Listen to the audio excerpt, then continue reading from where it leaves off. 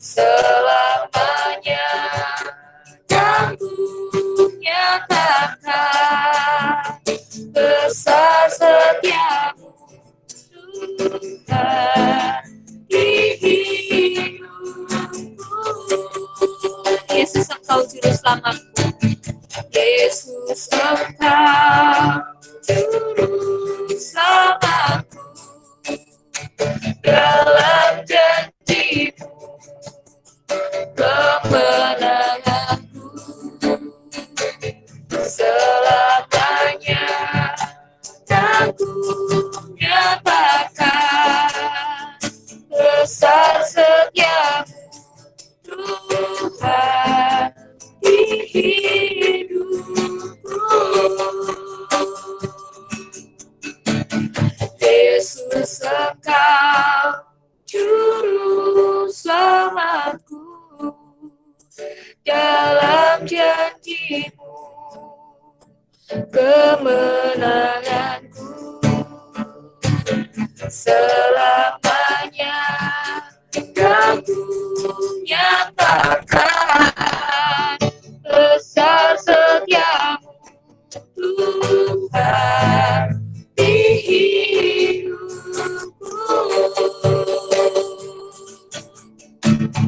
Yesus engkau juru selamatku, dalam janjimu kemenanganku selamanya, dan ku nyatakan besar setiamu Tuhan di hidupku. Besar setiamu, besar setiamu Tuhan di hidupku. Besar setiamu Tuhan di hidupku.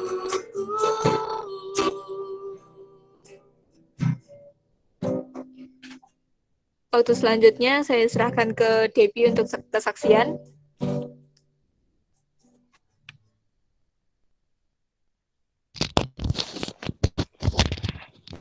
Shalom teman-teman. Shalom. Shalom. Shalom. Halo guys. Shalom. Shalom, shalom. Shalom, shalom. Shalom. Sebelumnya perkenalkan nama Shalom. ya shalom. Perkenalkan namaku Debbie dari Akademi Entrepreneurship Terang Bangsa angkatan 2018 ya. Di sini thank you banget buat teman-teman semua yang boleh teman-teman yang mengizinkan aku untuk sharing kesaksian. Sebenarnya aku sama sekali belum tahu sih apa yang mau aku sharingin sampai tadi pagi. Tapi entah kenapa aku dari kemarin udah terngiang-ngiang kayak tentang banyak pertanyaan orang, kok kamu bisa jauh banget sekolah di sini. Dan itu kayak oh ya udah oke, berarti aku menceritakan tentang ini aja, mau sharing tentang ini. Singkat cerita, aku kayak bingung juga sih kenapa aku bisa kayak ke Semarang kayak gitu kan. Sekarang aku BTW aku lagi di Palangkaraya guys. Aku pulang kampung untuk kuliah online. Jadi aku nggak tahu sama sekali sih kenapa aku bisa di Semarang waktu itu. Jadi kayak aku sudah ikut SNMPTN, SBMPTN juga nggak dapet gitu. Kayak ya kecewa pasti ya kayak gitu. Tapi ujung-ujungnya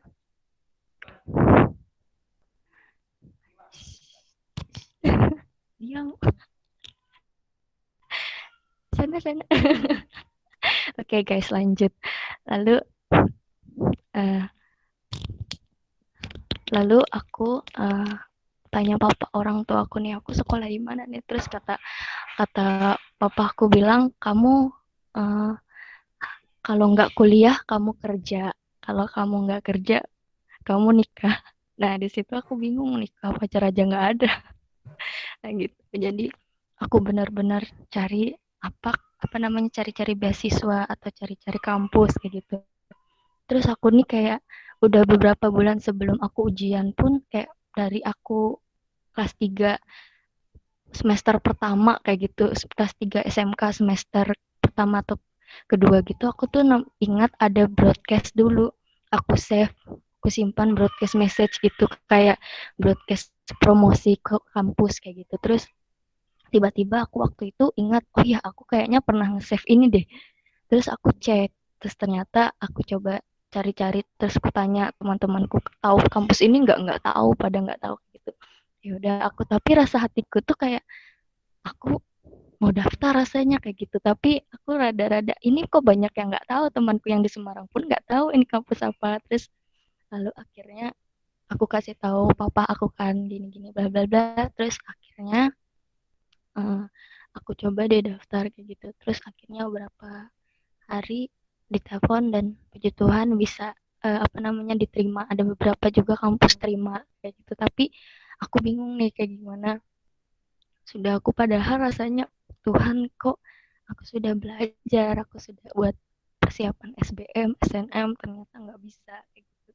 Kayak rasanya pengen masuk ke kampus idaman tuh, kayak cita-cita semua pelajar kayak gitu kan, mau masuk UI, mau masuk UGM, mau masuk apa Brawijaya segala macam, kayak itu tuh sesuatu yang benar-benar membanggakan kayak gitu. Di saat itu membuat aku tuh kayak merasa gagal kayak gitu, aku merasa kayak apa namanya, merasa sangat kecewa kayak gitu loh. Kenapa Tuhan aku ikut pelayanan, aku ikut pelayanan Tuhan, aku apa namanya taat selalu bla bla bla bla, tapi kok aku nggak bisa uh, apa namanya keterima di satu hal kecil kayak gini untuk masa depanku kayak gitu. Aku bingung kayak gitu. Tapi aku lihat lagi, aku dapat di salah satu apa namanya yayasan kan, akademi, terus terbang. Lalu ternyata itu salah satu gereja juga kan di Semarang, baru tahu aku pas di sana. Terus di saat itu waktu semenjak kuliah aku kayak belajar, kok Tuhan tuh taruh aku di sini. Bahkan aku sekolah pun sekolahnya yang benar-benar sekolah buat benar-benar kayak bangun tidur lonceng bunyi baru berangkat kayak gitu. Soalnya sekolahku kayak 5 menit 10 menit dari rumah tuh loncengnya tuh kedengaran kayak gitu. Jadi di situ aku kayak di sini benar-benar belajar kayak mana merantau, anak cewek, cuma satu-satunya anak cewek yang mau berani merantau kayak gitu. Kayak sesuatu yang bikin aku tuh, Tuhan apa sih yang mau Tuhan uh, kasih punya, Tuhan punya rencana buat hidupku kayak gitu. Jadi aku ngerasa kayak aku tuh nggak terlalu pintar di akuntansi, aku pun kayak hitung-hitungan aja males kayak gitu.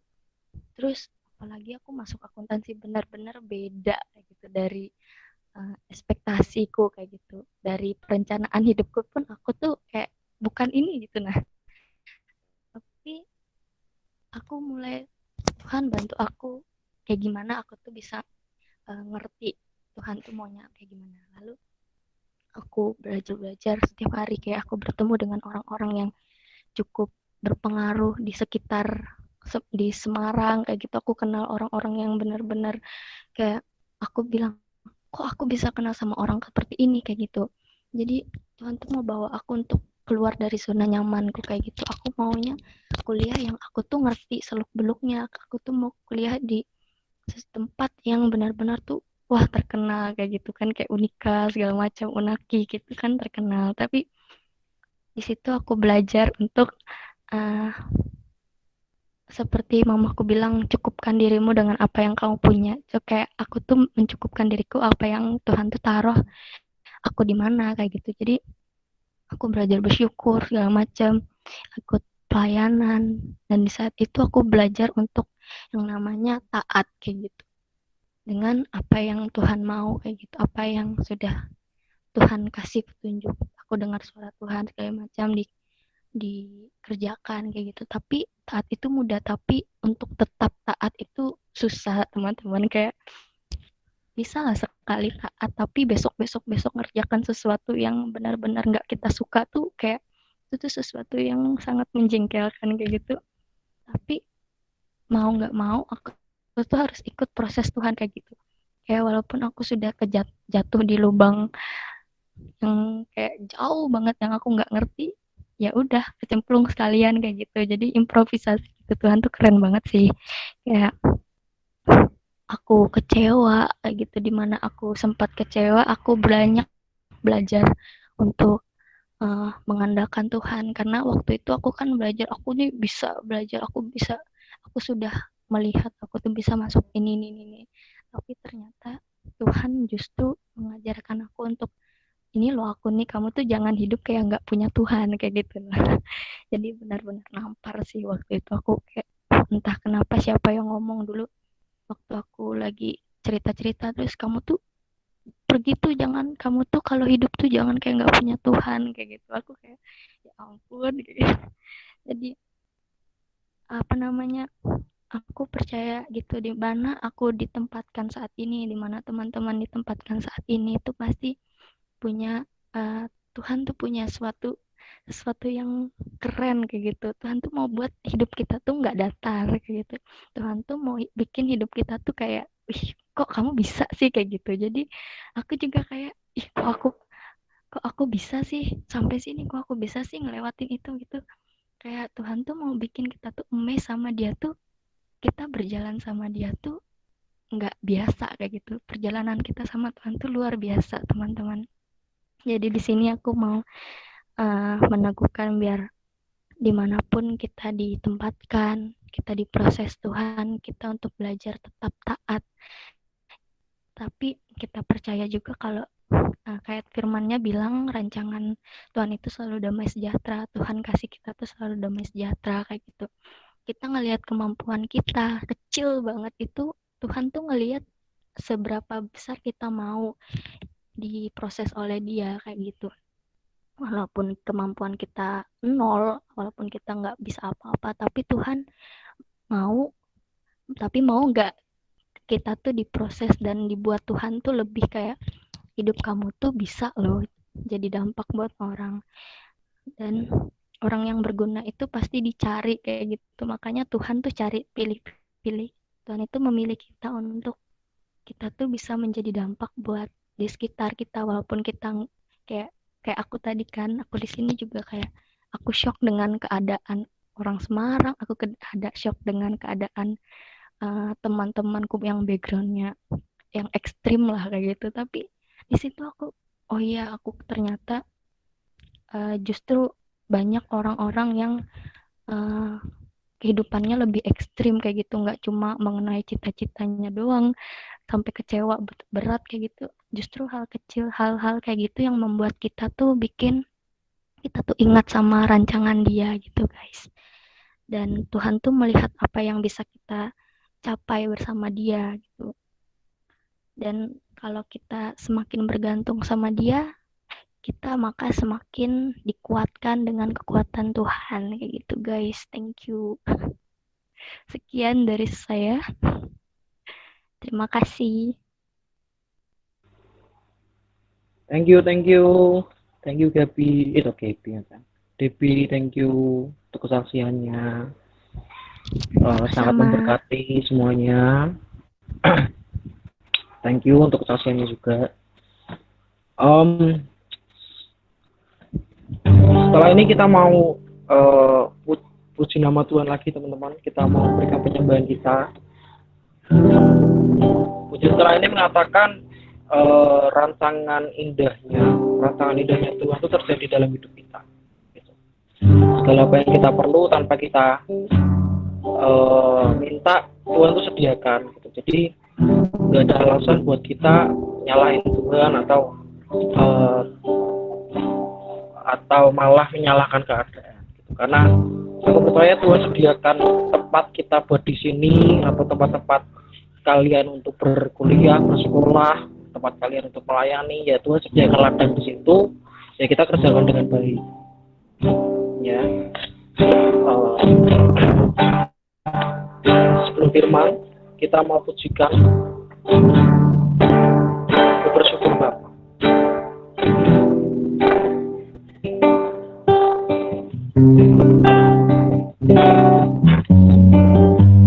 Banyak yang kau perbuat di dalam hidupku, rancangan indahmu terjadi di hidupku. Apa yang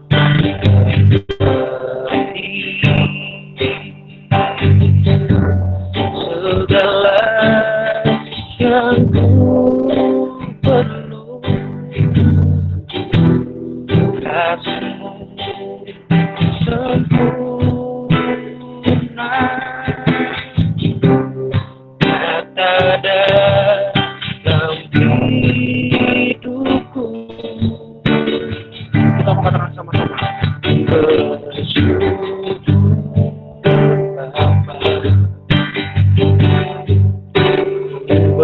bersyukur Tuhan, buat kasih setiamu di dalam hidupku. Bersyukur, bersyukur Bapa, bersyukur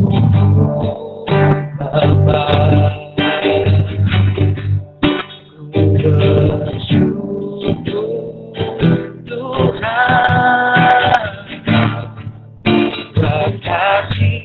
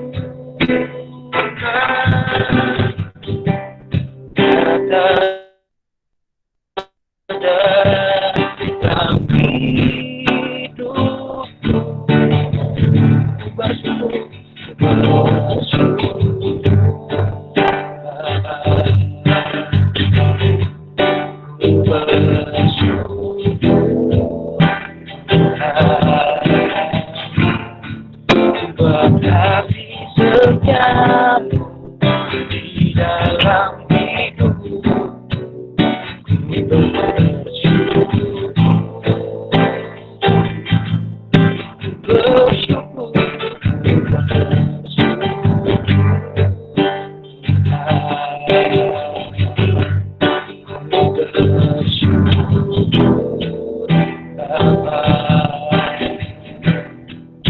Ku kasih setiamu di dalam hidupku.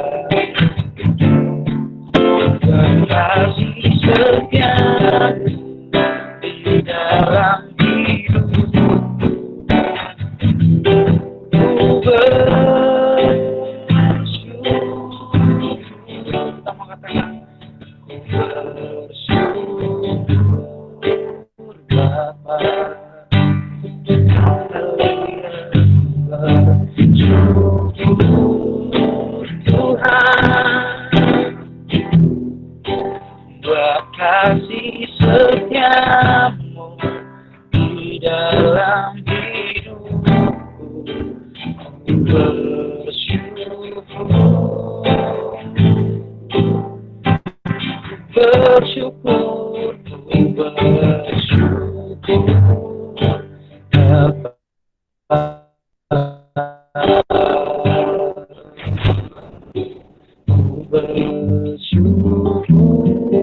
Tuhan buat kasih setiamu di dalam hidup.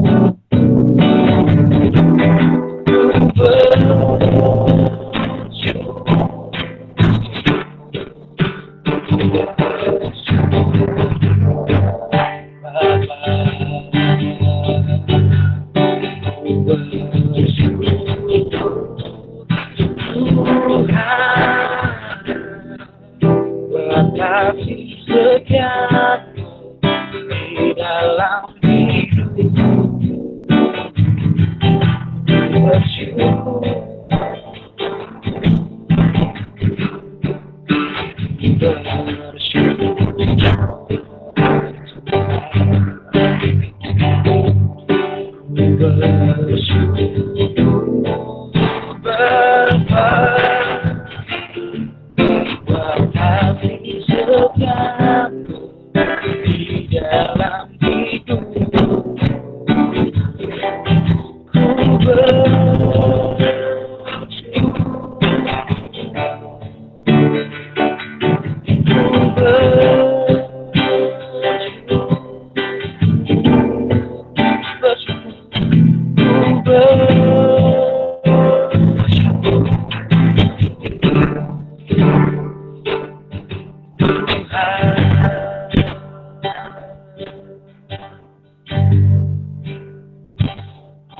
selanjutnya saya serahkan untuk saudari Cetek, bisa memimpin kita dalam doa untuk firman. Ya. Mari kita bersatu dalam doa. Jelas ya suaraku ya? Jelas. Ya. Mari kita bersatu dalam doa. Terima kasih Tuhan, terima kasih Yesus, kami bersyukur ya Bapak atas anugerah-Mu ya Bapak, atas kebaikan-Mu ya Bapak, atas kasih setia-Mu ya Bapak yang selalu baru ya Bapak di dalam kehidupan kami ya Bapak. Kami juga berterima kasih ya Bapak pada malam ini ya Bapak, kami bisa bersama-sama lagi ya Bapak, bersekutu ya Bapak, bersekutu uhop ya Bapak, kami yakin dan percaya Engkau hadir ya Bapak bersama-sama dengan kami ya Bapak. Dan Bapak jika sebentar ya Bapak, kami ingin mendengarkan sebagian dari firman-Mu ya Bapak, kiranya Engkau berkati firman yang akan kami dengarkan ini ya Bapak. Kami yakin dan percaya Bapak, firman yang kami dengarkan ini ya Bapak tidak tertabur dengan sia-sia, melainkan tertanam dan berbuah di dalam hati kami. Terima kasih Tuhan, terima kasih. Kami siap mendengarkan dan kami sukacita ya Bapak. Haleluya, amin. Shalom guys. Shalom. Ya, jelas. Shalom. Jelas kan suaraku kan? Jelas. Shalom. Jelas banget. Gimana? Oh, jelas banget. Shalom. Oh iya. Kalau aku kasih, soalnya aku suka hilaf kalau ngomong. Ya, langsung aja ya, puji Tuhan malam ini kita bisa bersama-sama lagi bertemu. Meskipun kita nggak bisa tetap-tetapan muka, aku nggak bisa lihat muka kalian yang cantik dan yang ganteng. Tapi aku yakin dan percaya, dimanapun teman-teman saat ini berada, pasti dalam keadaan sehat walafiat. Amin. Puji Tuhan, aku juga mau terima kasih buat pengurus UHOP ya yang udah mempercayakan aku untuk mengambil bagian dalam menyampaikan firman Tuhan. Terima kasih loh ya, gara-gara kalian, aku akhirnya bisa menyampaikan sharing untuk orang-orang yang remaja dan dewasa awal. Soalnya kayaknya ini aku baru pertama kali deh menyampaikan sharing atau firman Tuhan kayak gini. Terima kasih ya buat pengurus-pengurus UHOP, I love you semua. Ya, jadi kemauan CT ya Kak Dan. Tapi aku akan berusaha semaksimal mungkin ya. Jadi malam ini teman-teman aku mau sharing tentang hidup kekal. Mungkin teman-temanku, sahabat-sahabatku dari Unaki udah biasa ya dengar soal hidup kekal ya. Bahkan mungkin ada yang udah katam dan bosan. Tapi nggak apa-apa lah ya. Teman-teman dari kampus lain kan belum pernah mendengarkan tentang hidup kekal. Bentar teman-teman. Di sini ada coach saya teman-teman, namanya Kak Sali. Kak Sali. Ya kita langsung masuk aja ya. CT cantik banget. Thank you Kak Sali.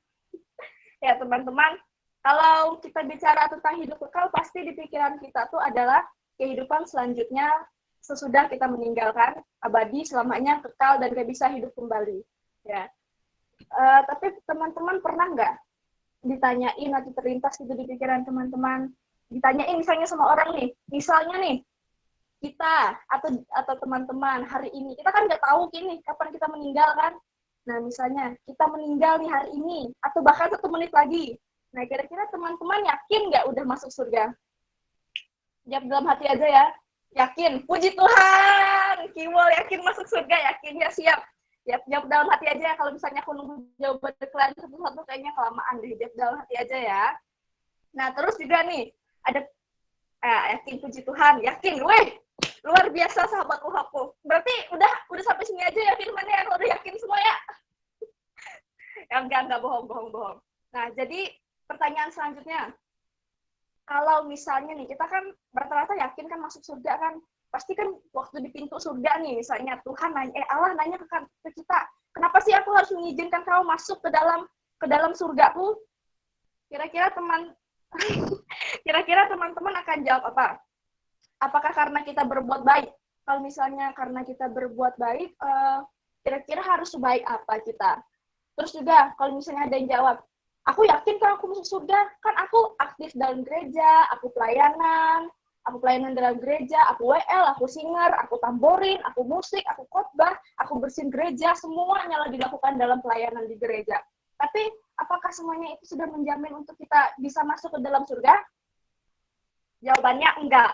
Loh, kok enggak? Kan aku sudah melakukan hal yang menyenangkan hati Tuhan. Ups, jangan protes dulu teman-teman. Sebenarnya kalian nggak ada protes ya, aku yang protes ya.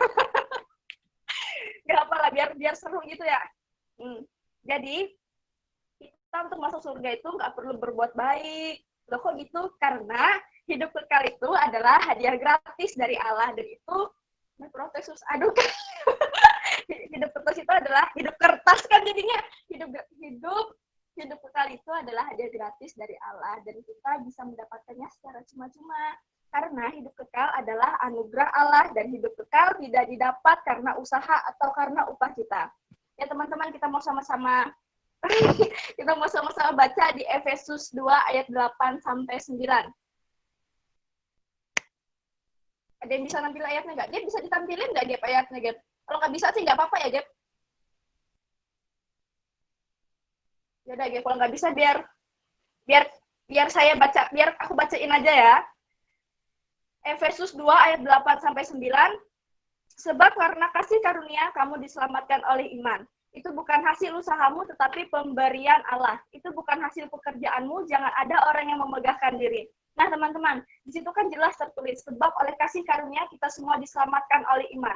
Jadi, mau sebaik apapun kita atau mau sejago apapun kita dalam pelayanan, dalam gereja, kalau kita nggak memiliki hati yang menyadari bahwa kita ini sudah diselamatkan oleh kasih karunia atau oleh anugerah, semua kebaikan dan pelayanan kita itu akan menjadi sia-sia dan tidak akan bisa membuat kita masuk ke dalam surga. Nah, sampai sini paham ya teman-teman? Semoga aja paham. Kalau aku kecepatan ngomong, tolong kasih tahu ya. Ya, jadi lanjut ya. Di sini aku punya suatu ilustrasi gitu. Aku yakin di sini teman-teman pasti pernah nerima kado kan, kado atau hadiah kan? Makasih, Gap. Kado atau hadiah kan? Yang namanya hadiah itu pastinya gratis kan? Gratis kan? Namanya juga kado. Nah, misalnya nih, aku mau ngasih kado buat siapa ya enaknya ya? Buat Kak Nika aja lah. Nah, misalnya kamu ngasih kado buat Kak Nika. Kak Nik, ini kado buat kakak nih. Buat Kak Nik aja, jangan buat Rizkia-nya nanti. Kak Nik, ini kado buat Kak Nik. Karena Kak Nik tadi udah WL-nya bagus, astaga, suaranya menggetarkan hatiku. Rohku jadi terbangun. Nah, kira-kira itu bisa disebut hadiah nggak? Pasti enggak kan? Kenapa? Karena itu bukan hadiah, karena Kak Nik sudah melakukan sesuatu supaya dia bisa mendapatkan hadiah itu. Nah, terus selanjutnya, kalau misalnya Cete ngasih hadiah lagi nih buat Kak Nika. Kak Nik, ini ada hadiah lagi buat Kak Nik. Tapi Kak Nik harus bersihin kos Cete ya 1 hari aja. Nah, kira-kira itu bisa disebut hadiah nggak? Enggak kan? Itu namanya upah. Kenapa? Karena aku ngasih hadiah buat Kak Nik, tapi Kak Nik harus beresin kosku selama 1 hari. Tapi kalau misalnya nih, aku bilang, nih Kak Nik, saya punya kado buat Kak Nik. Tapi Kak Nik nggak perlu ngapa-ngapain, Kak Nik nggak perlu beresin kosnya Cete, Kak Nik nggak perlu ngapa-ngapain, vlognya ini gratis buat kakak. Nah, itu bisa dibilang hadiah atau kado nggak? Pasti iya kan? Nah, sama seperti itu juga, hidup kekal adalah hadiah gratis dari Allah kita. Hati-hati loh nih, kita hidup kekal adalah hadiah gratis dari Allah. Cuma-cuma kita tidak perlu membayar. Tapi teman-teman, nggak semua orang bisa memperoleh hidup kekal itu. Kenapa nggak semua orang?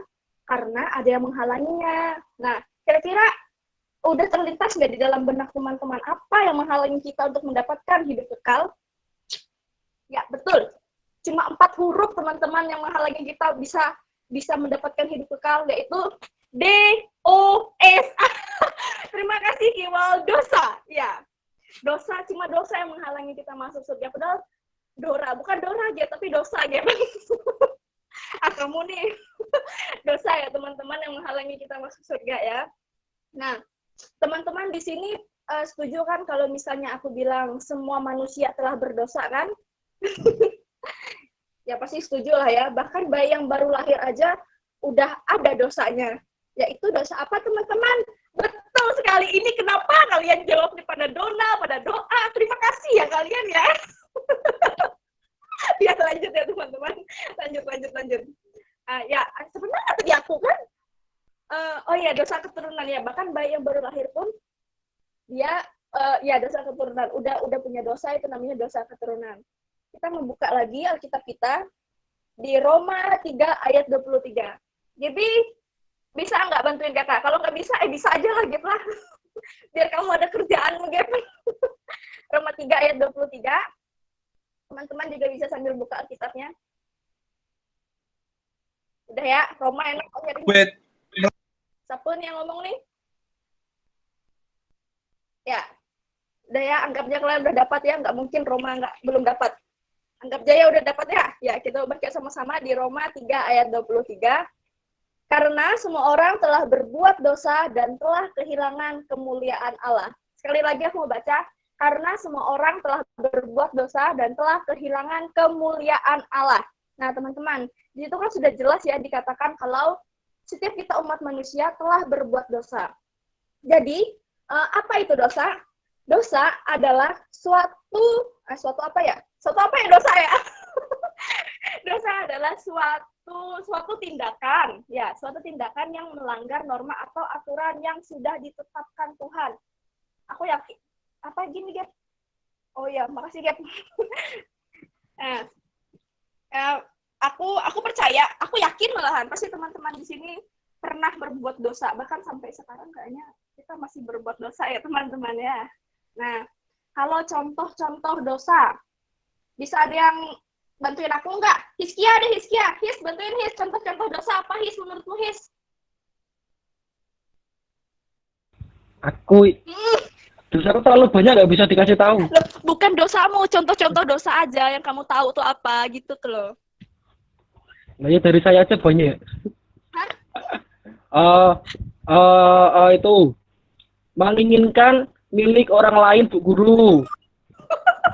Iya, betul. Terus ada lagi nggak masuk itu dong?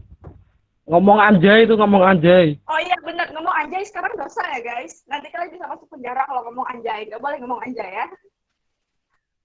Terus apa lagi His? Udah His itu doang His. Berbohong, pemarah, berzina, mengucapkan saksi dusta, ngomong ya, bilang dosa ya. Ya itu.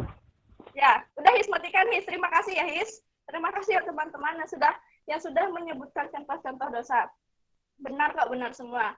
Tapi nih, kalau misalnya aku bilang iri hati, apa nih kalau nggak boleh tapi kok belum sempat baca guys. Nah kalau misalnya nih aku bilang dosa, iri hati dosa enggak? Dosa kan? Dendam dosa enggak? Dosa. Kepahitan dosa enggak? Dosa. Berpikiran kotor dosa enggak? Dosa.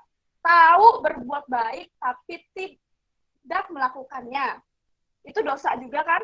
Pasti dosa. Nah, contohnya tahu berbuat baik dan tidak melakukannya tuh misalnya kayak, saya bentar pikir. Oh iya, itu. Iya bener, Dep, sombong dosa.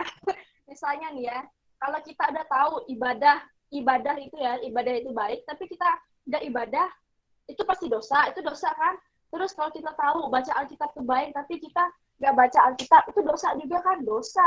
Terus nih, kalau kita punya teman, terus kita tahu teman kita berbuat salah, kita nggak negor, kita diamin aja, dia bodo amat, bukan aku yang berbuat dosa.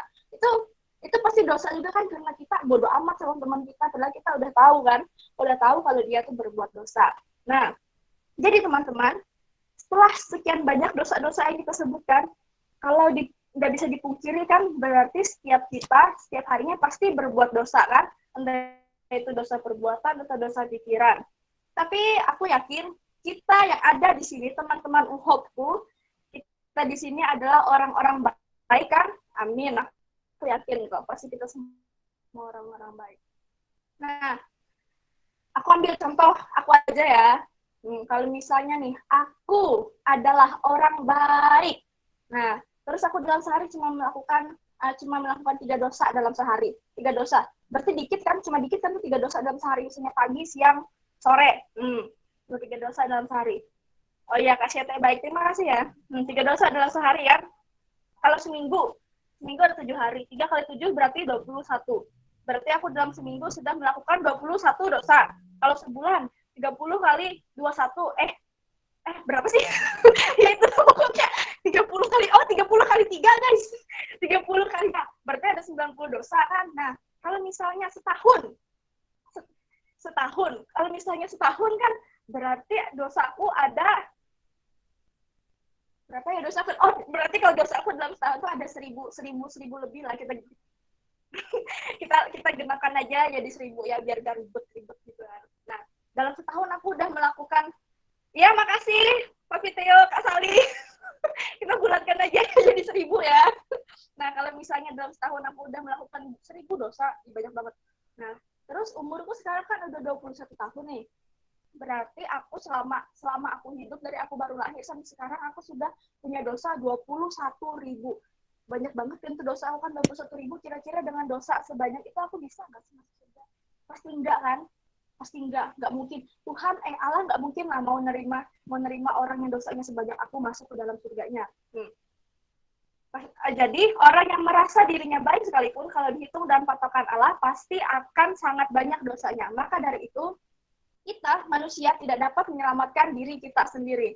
Dulu aku juga berpikiran gitu sih, kalau aku mau masuk surga, aku harus berbuat baik, aku harus pelayanan, aku mau pelayanan semuanya, aku mau ngebas, aku mau ini, pokoknya semua pelayanan lah supaya aku bisa masuk surga. Terus aku juga mau berbuat baik banget. Tapi kalau misalnya cuma berbuat baik, kira-kira harus sebaik apakah kita? Pasti jawabannya kita harus sempurna kan? Nah, aku aja yang buka Alkitab ya. Soalnya udah aku catat. Aku mau bacain di Matius pasal 5 ayat 48. Karena itu haruslah kamu sempurna sama seperti Bapamu yang di surga adalah sempurna. Sekali lagi, karena itu haruslah kamu sempurna sama seperti Bapamu yang di surga adalah sempurna. Nah, teman-teman, ngomongin tentang sempurna itu utuh, tidak bercacat dan tidak bercela kan. Nih, misalnya lagi ya, punya ilustrasi lagi nih guys. Banyak aku ilustrasi ini. Nah, misalnya nih, suatu hari Kak Nika lagi, maaf ya Kak, CT minjam sama kakak terus. Misalnya suatu hari Kak Nika nih ke kos-kosan CT, main ke kos-kosan CT, kita ngobrol, kita ngerjain tugas, kita kerja, kita cerita nabi-nabi, pokoknya banyak lah yang kita lakukan kan. Nah, terus mungkin beberapa jam kemudian kita kan capek nih kan, pasti perut juga lapar nih. Nah, tenang jadi model CT ya, kita kan pasti lapar nih, lapar. Terus juga di luar hujan nih, nggak bisa keluar, amang-amang Grab, amang-amang Gojek juga pasti nggak bakalan mau kan ngantar makanan kan buat kita kan gitu. Nah, terus yang ada di kos-kosan aku ini cuma ada telur. Nah, terus kan kebetulan jumlah telurnya tuh ada 10 nih. Nah, 10 guys. 10. Terus kan terus kami mikir ini anaknya telurnya diapain ya, Kak? Ya udah, terus Kak Nika bilang di dadar aja yuk. Ya udah, jadi kami masak masakan itu. Terus waktu mecahin telur yang pertama, oh aman, bagus, tak bercacat, tak bersalah, tak bersela. Telur kedua dibuka, bagus. Telur ketiga, bagus. 4, 5, 6, 7, 8, 9. Telurnya masih bagus semua, guys. Masih bagus, masih aman lah tuh ya. Tapi waktu mecahin telur yang ke-10, ternyata telurnya busuk, guys. Dan ternyata telurnya tuh udah terlanjur kecampur lah sama 9 telur yang baik tuh. Nah, dengan kedegilan kami dua Kak Nika tetap tuh kasih micin dah lah, kasih roiko aja lah, kasih garam lah banyak-banyak. Nah, kira-kira tuh biarpun udah dikasih bumbu gimana, pasti kan masih ada kerasa kan busuk-busuknya kan, bau-bau telur yang busuk gitu, rasa-rasa telur yang busuk kan. Nah, jadi satu telur busuk saja itu bisa sudah mencemari 9 telur yang baik tadi. Sama seperti kita manusia, satu dosa saja sudah mencemari hidup kita dan membuat kita tidak layak di hadapan Allah yang sempurna. Jadi mau sekeras apapun kita, mau sekuat apapun kita berusaha, pasti mustahil. Harus ada cara yang berbeda, teman-teman, yaitu caranya Allah. Mari kita melihat bagaimana cara Allah. Ya, siapa lagi ya yang mau kutanya nih ya?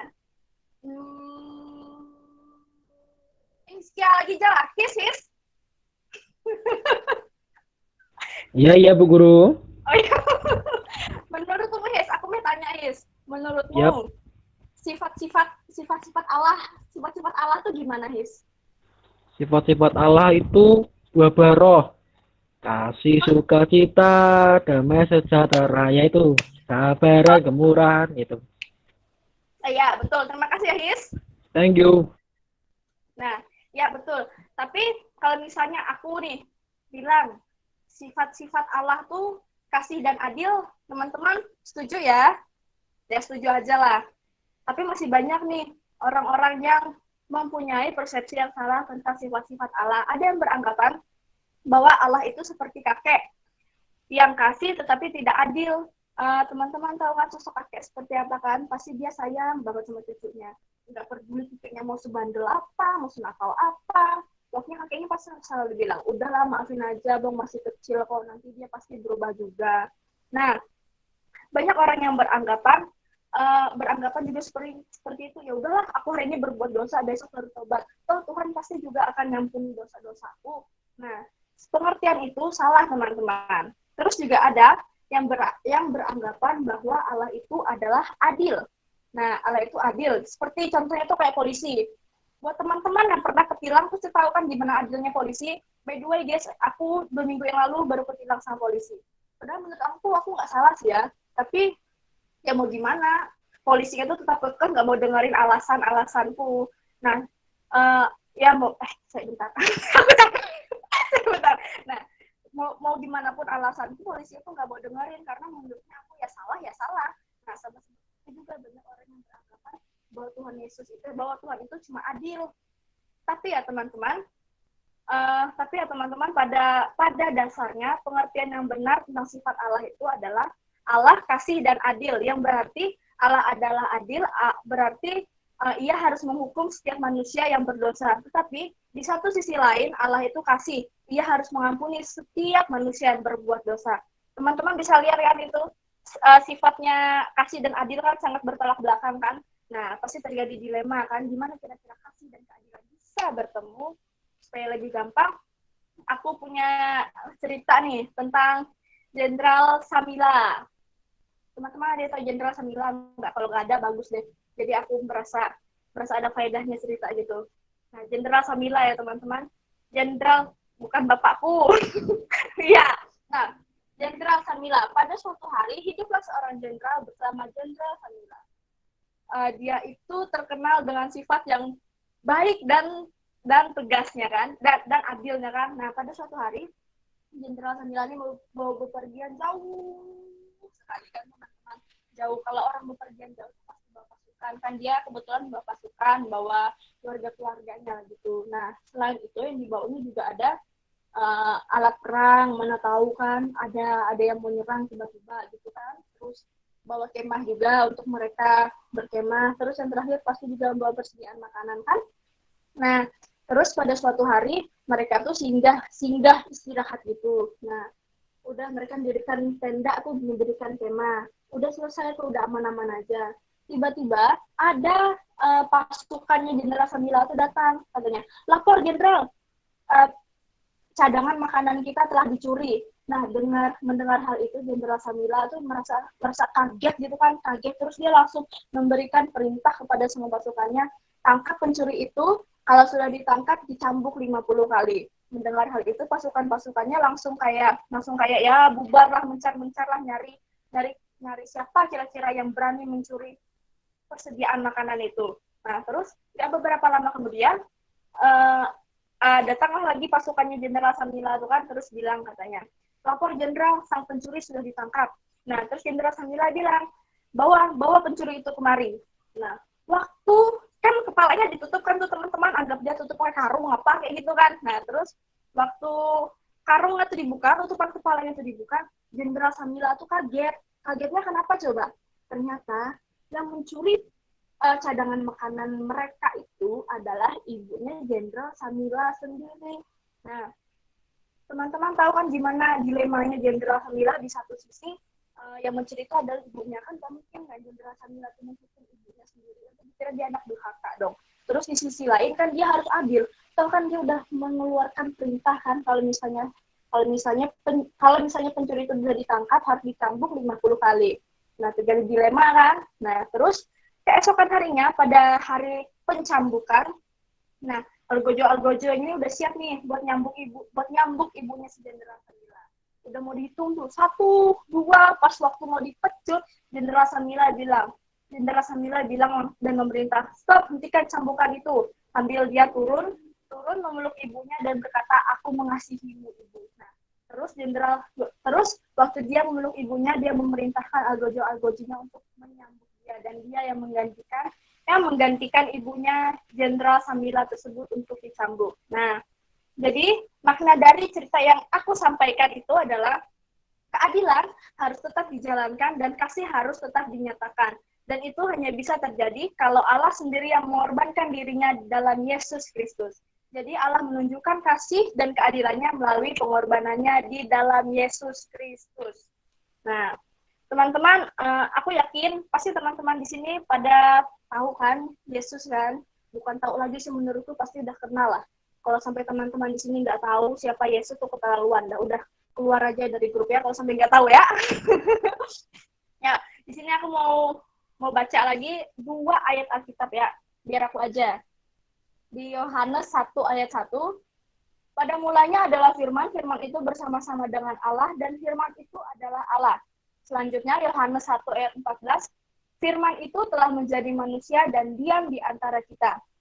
Jadi teman-teman, dari 2 ayat tersebut dapat kita simpulkan bahwa Yesus adalah Allah yang menjadi manusia dan tinggal diam di antara kita. Makasih, Gap. Lalu teman-teman, kira-kira apa sih yang dilakukannya waktu ia turun ke dunia menjadi manusia? Jadi, yang dilakukan Allah adalah ia menawarkan hidup kekal kepada setiap kita manusia secara gratis atau cuma-cuma. Tapi ada yang menghalanginya kan, teman-teman? Masih ingat kan apa yang menghalanginya, teman-teman? 4 huruf tadi. Ya, dosa. Selanjutnya, teman-teman masih ingat kan ilustrasi aku orang baik tadi kan, yang cuma ngelakuin dosa 3 kali dalam seharian? Misalnya nih, dosa aku tadi kan jumlahnya 21.000 nih. Kalau misalnya dosa aku sebanyak 21.000 itu ditulis nih dalam buku yang kecil ini, yang nggak seberapa nih guys. Kira-kira cukup nggak? Pasti enggak kan, tapi anggap aja lah cukup kan. Secara logika yang nggak cukup lah ya, 21.000 dosa dicatat di sini kan. Nah, terus saya bentar guys, aku nge-hang. Nah ini kan dosa aku tadi kan terkait dalam buku ini kan. Kita harus ingat Allah itu adalah kasih, artinya ia harus mengasihi setiap kita umat manusia yang berbuat dosa dan tidak ingin menghukum setiap kita yang berbuat dosa. Tapi kita juga jangan lupa di sifat Allah yang satunya, yaitu Allah itu adil. Ia membenci dosa dan harus menghukum setiap kita yang berbuat dosa. Nah, ini pasti dilema kan, gimana sih? Kok kayaknya berbanding terbalik banget. Nah, teman-teman ingat kan masih cerita Jenderal Samila tadi yang barusan, yang dia menggantikan ibunya waktu dicambukan. Jadi kita dapat ambil dari situ kasih dan keadilan bisa bertemu melalui pengorbanan. Nah, jadi tadi kan si Jenderal Sagila kan mengorbankan dirinya tuh. Nah, begitu pula dengan Allah. Allah menunjukkan kasih dan keadilannya. Ia rela mengorbankan dirinya menjadi manusia dalam Yesus Kristus yang sejajar dengan kita semua nih umat manusia. Tapi teman-teman ada yang bedakannya. Apa yang bedakannya? Kita umat manusia berdosa, sedangkan Yesus sempurna. Karena Yesus sempurna, Ia menanggung semua dosa kita umat manusia hingga semua dosa kita ditimpakan kepada Yesus untuk menanggung dosa inilah Yesus disalibkan. Teman-teman pasti tahu kan cerita Yesus disalibkan? Pasti tahu lah, nggak mungkin nggak tahu. Nah, jadi sebelum Yesus itu mati di kayu salib, Yesus berkata sudah selesai. Itu artinya semua dosa kita sudah diselesaikan dan sudah dihapuskan di atas kayu salib itu satu kali untuk selama-lamanya. Kemudian Yesus mati, dikuburkan, lalu pada hari yang ketiga, Yesus bangkit, lalu naik ke surga, dan menawarkan hidup kekal kepada kita. Tapi teman-teman, anugerah hidup kekal ini cuma bisa kita terima dengan iman. Aku yakin teman-teman di sini pasti beriman semua kan? Amin, aku yakin kok. Tapi teman-teman, iman itu ada 2 jenis. Yang pertama, iman yang menyelamatkan. Iman yang tidak menyelamatkan. Yang kedua, iman yang menyelamatkan. Jadi kita mau bahas yang pertama dulu ya. Aku baca. Yang pertama kita membahas tentang iman yang tidak menyelamatkan dulu ya. Teman-teman perhatikan, mana tahu dari antara kita masih ada sedikit yang mempunyai iman yang tidak menyelamatkan. Jadi kita saling mengevaluasi diri sendiri ya. Nah, jadi iman ya teman kakak juga ada namanya iman Gap. Jadi iman itu ibaratkan kayak sebuah kunci kita untuk membuka pintu surga. Nah, kalau ngomongin soal kunci ini, teman-teman di rumahnya atau di kosnya pasti punya kunci kan? Contohnya kayak kosku nih. Kalau kosku nih ada 3 kunci, 1 pintu kamar, 1 pintu utama, satunya pintu pagar. Nah, kalau misalnya nih aku kan mau keluar ke kampus, misalnya ke Unaki, pasti otomatis semua pintu kamar, pintu utama, pintu pagar pasti kunci kan? Kalau enggak ya bakal dibobol maling kan? Nah, tiba nih aku pulang nih. Ternyata kunci pagarku hilang. Nah, kira-kira kalau aku mau buka pagar pakai kunci kamarku bisa nggak? Nggak bisa kan? Kalau aku mau buka pintu pagarku pakai pintu utama, pakai kunci pertama nggak bisa kan? Nah, nggak bisa. Aku pakai tunggu, wait bentar, kita jeda bentar ya. Aku baca komen kalian jadi hilang ambiar konsentrasiku guys. Ya lanjut ya. Jadi kan sampai mana kan tadi kan? Kan lupa kan. Nah, jadi kan tadi aku bilang kan kunci pagarku hilang kan, jadi kan gak bakalan bisa kan dibuka pakai pintu kamar maupun pintu utama. Nah, jadi cuma ada 1 kunci.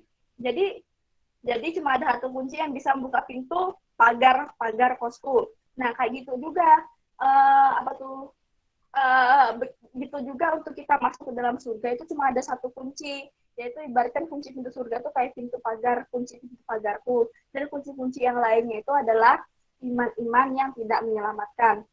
Nah, iman yang tidak menyelamatkan itu teman-teman ada 3. Kita mau bahas dulu ya yang pertama ya.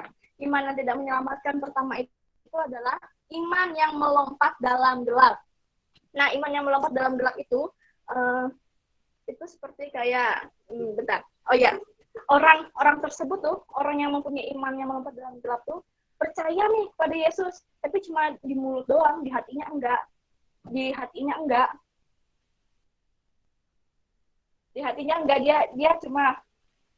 Dia cuma percaya di mulut doang. Nah, mungkin dia cuma bilang, oh aku percaya nih sama Tuhan Yesus, tapi apa yang dia bilang itu nggak didasari, nggak tulus dari hatinya gitu lah. Makanya dia bisa bilang, oh aku percaya dengan Tuhan Yesus. Nah, kalau mungkin itu karena dia emang Kristen dari lahir kan, atau keluarganya semuanya Kristen, makanya dia bisa bilang kayak gitu. Nah, selanjutnya iman yang tidak menyelamatkan selanjutnya itu ada iman yang berdasarkan akal saja. Nah, artinya itu apa? Ia percaya hanya di mulut saja. Ia mengatakan percaya kepada Yesus, mungkin dia juga tahu semua tentang Yesus, bahkan mungkin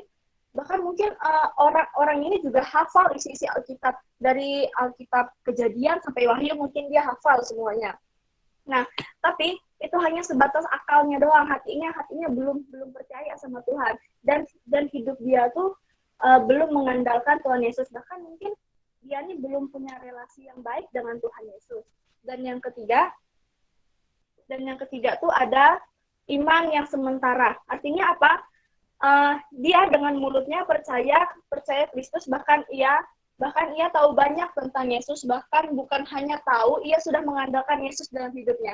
Tapi teman-teman, sayangnya orang yang seperti ini hanya mengandalkan Yesus hanya untuk hal-hal yang sementara saja. Hal-hal yang sementara saja, contohnya seperti apa? Misalnya nih, dia nggak punya uang, dia doa minta uang sama Tuhan Yesus. Misalnya waktu dia sakit, dia minta kesembuhan sama Tuhan Yesus. Waktu dia pengen rumah, pengen jodoh, dia minta sama Tuhan Yesus. Nah, sebenarnya iman ini baik, tapi iman ini tidak menyelamatkan loh. Kenapa? Karena dia cuma mengandalkan Yesus untuk hal-hal yang sementara atau hal-hal yang duniawi saja. Tapi untuk masuk surga, dia mungkin hanya mengandalkan kemampuan dirinya sendiri. Mungkin dia cuma berbuat baik lah gitu kan. Ini adalah contoh-contoh iman-iman yang tidak menyelamatkan. Mungkin kalau dari antara kita masih ada iman-iman yang seperti itu, mari kita perbaiki bersama-sama ya teman-teman. Nah, selanjutnya kita mau bahas lagi iman yang menyelamatkan. Iman yang menyelamatkan ini adalah iman yang bisa membawa kita mendapatkan hidup yang kekal. Jadi teman-teman, apa itu iman yang menyelamatkan?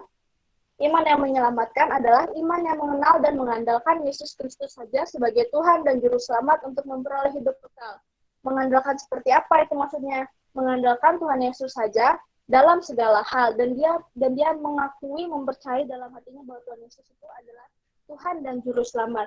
Dan iman yang seperti ini harus berani melepaskan semua yang dia pegang sebelumnya. Dan juga yang paling penting itu ya tadi, ulang lagi ya, kita harus percaya kepada Tuhan Yesus sebagai Tuhan dan Juru Selamat. Ya, bukan cuma di mulut saja, bukan hanya di mulut saja, melainkan kita mempercayai Tuhan Yesus dan menyerahkan seluruh hidup kita kepada Tuhan Yesus. Ya, jadi seperti itu teman-teman. Aku harap teman-teman ngerti ya sama apa yang aku jelaskan ya.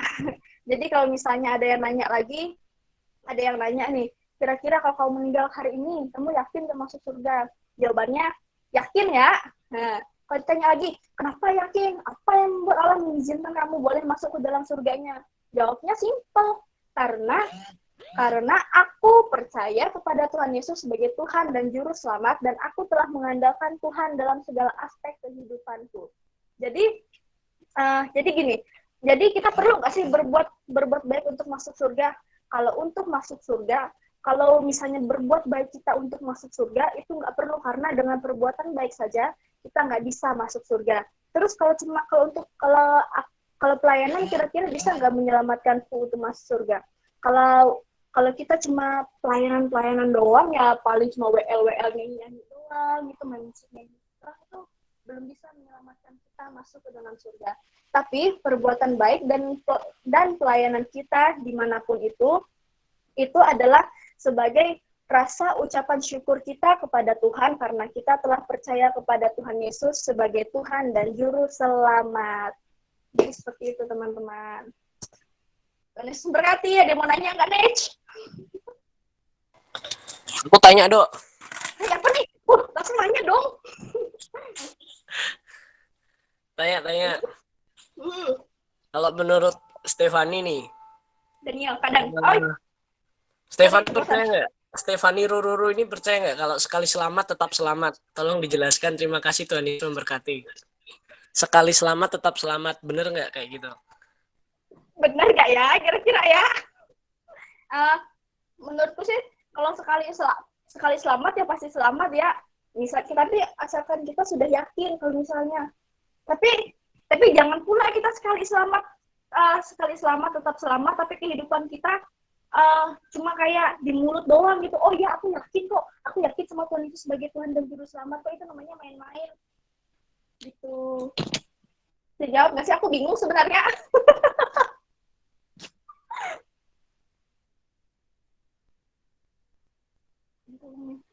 Iya, terjawab Cete.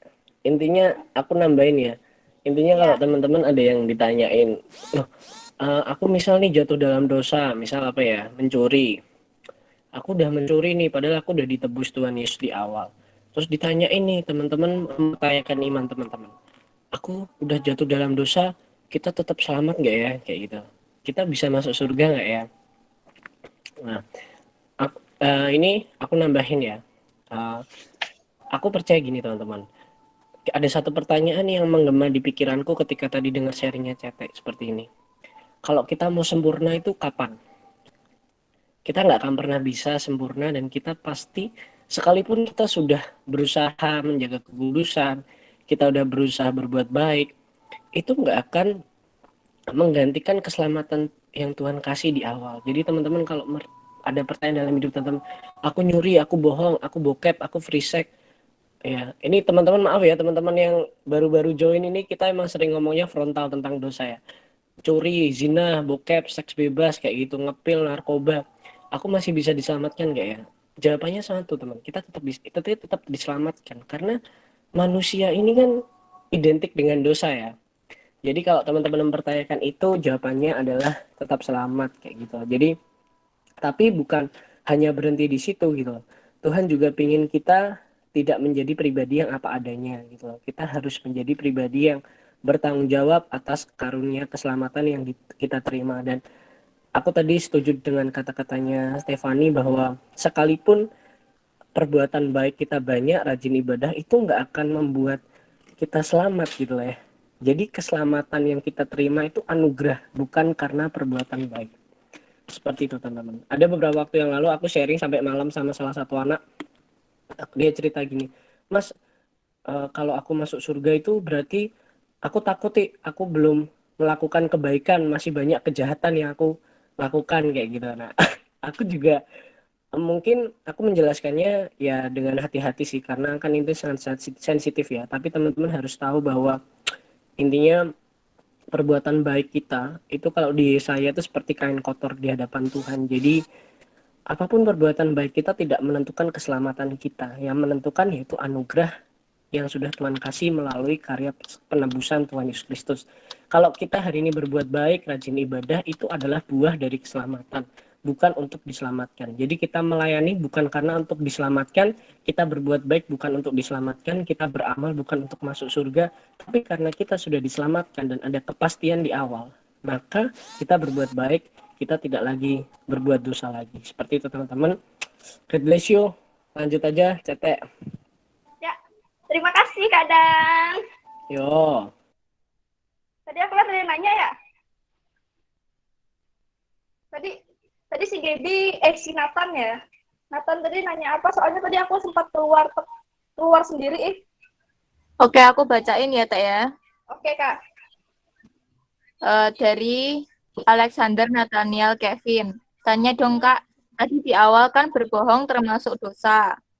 Nah, ketika kita kepepet nih antara memilih berbohong, merasakan aman, tapi kita jujur merasakan terpaan penderitaan. Gitu gimana ya menurut Kakak CT? Pertanyaan yang luar biasa ya. Menurut aku sih ya, mending jujur aja karena ya kalau namanya bohong ya pasti nggak baik lah. Bohong tuh kalau ada orang yang bilang aku mau bohong aja lah demi kebaikan, nggak ada yang namanya bohong demi kebaikan tuh nggak ada yang namanya bohong tuh pasti ya udah bohong tuh jahat satu kejahatan karena kan di dalam 10 perintah Allah pun kan juga ada udah dibilang kan jangan mengucapkan saksi dusta kan. Jadi mau gimana pun keadaannya kita harus mengatakan hal-hal yang jujur. Oke, gimana Nathan? Terjawabkah pertanyaannya? Jangan bohong terus kamu, Tan. Jujur harga mati, bener kata KL, jujur harga mati. Intinya nggak ada kompromi sedikit pun buat dosa ya, Kak? Iya, betul. Mau apapun, apa sih namanya?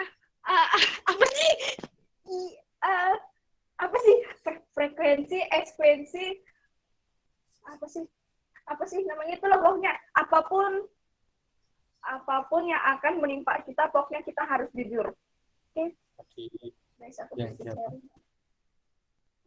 lebih baik. Ini apa nih kata Kiwal nih? Nah, Kiwal nih. Aku bacain dari Kiwol ya. Lebih baik berkata jujur dan merasakan terpaan. Mantap, Wol. Setuju.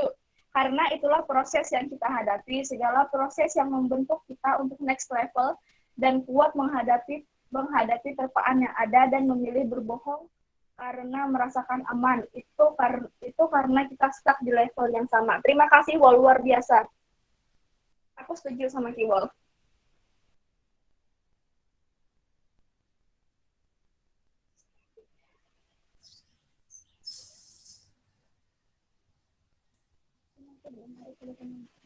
Puji Itu di atas Tuhan buat kita. ya. Si siapa namanya ini Julius Muda. Sorry kalau salah apa namanya nyebut namanya. Iya Kak. Menurutku lebih baik berkata jujur dan merasakan terpaan daripada berbuat dosa walau hanya sesaat saja. Dosa yang tidak sengaja atau sengaja tetap salah di mata Tuhan. Tuh dari Julius. Terus ada yang nanya lagi nih, Teh. Apa? Oh, Kak mau tanya. Dari Gaby. Kak mau tanya bagaimana kita meyakinkan teman kita akan keselamatan kepada orang-orang yang belum mengenal Tuhan. Baik, Gaby. Ya, gimana ya kalau menurutku dari hidupmu dulu, Gap. Kita harus membawa dampak yang baik kepada orang-orang yang mau kamu bau pendekatan psikologis. Apa-apaan nih bawa pendekatan psikologis ya? Kalau menurutku hidupmu harus berdampak dulu ya buat orang yang belum mengenal Tuhan. Kalau misalnya dari hidupmu aja masih apalah kayak masih bumbuhan gitu, kamu pasti belum bisa kayak meyakinkan orang tersebut. Jadi intinya harus dari hidupmu dulu ya. Kalau hidupmu berdampak, kalau hidupmu kayak bisa menjadi contoh gitu kan, pasti orang-orang akan bertanya, akan kagum gitu loh. Oh, jadi gini ya muridnya Tuhan Yesus ya, bisa jadi dampak gini ya gitu, Gap. Jadi harus dari dirimu dulu. Apakah puas dengan jawabannya, Gaby?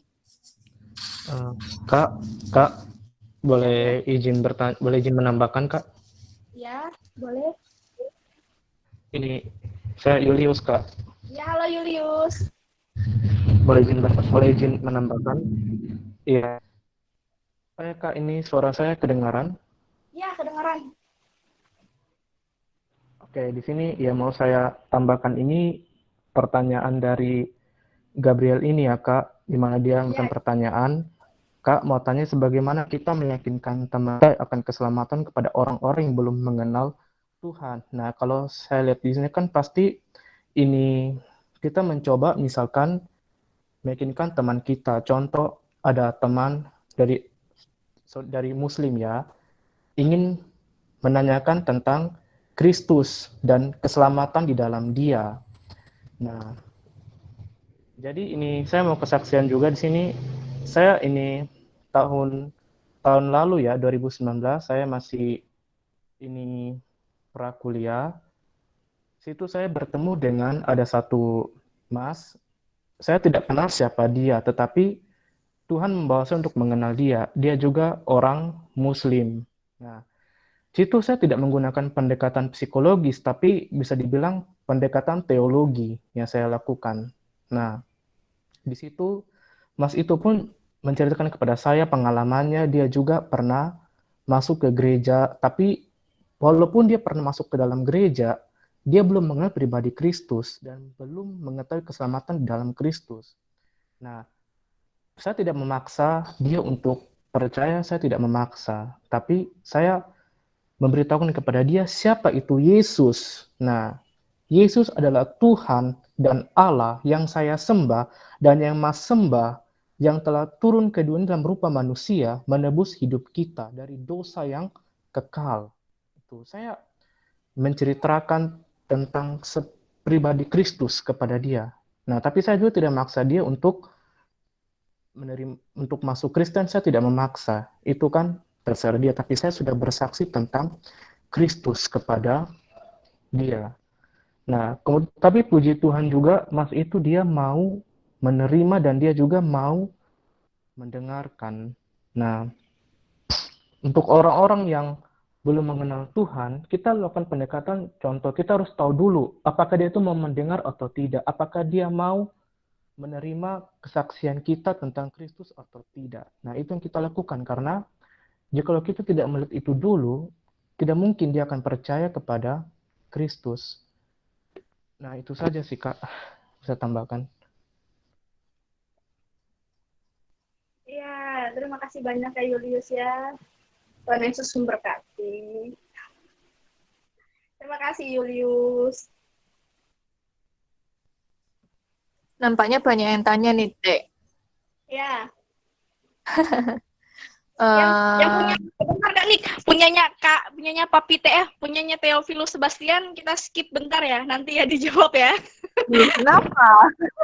Itu nanti ya. Kita jawab punya ini aja dulu, punya Bayu Krisdianto, soalnya punya Papi Theo punya Papi Theo tuh kayaknya rada-rada berat sedikit lah ya. Nanti kalau CT jawab takutnya malah salah jawab. Oke, kita bahas yang dari Kak Bayu Krisdianto ya. Kak, boleh nanya, Kak? Mohon maaf agak sensitif pertanyaannya. Oh iya. Kan berbohong atau saksi dusta itu dosa. Nah, kalau ada seseorang yang mau dibunuh seseorang lain, kita itu ditanya sama pembunuhnya dan kita berbohong, apakah yang kita lakukan itu dosa? Oh iya, jelas dosa lah. Kan tadi udah dibilang di awal, jujur harga mati, apapun resikonya. Berarti pokoknya harus jujur ya, Kak ya. Kalau misalnya bohong demi kebaikan orang Iya. lain itu tetap dosa. Iya, tetap dosa. Apapun yang terjadi, bohong tetaplah bohong. Dosa tetaplah dosa. Oke. Mau lanjut ke pertanyaan lain, Kak, yang lebih berat? Ya, siap. Jawabannya adalah silahkan Kak Dan.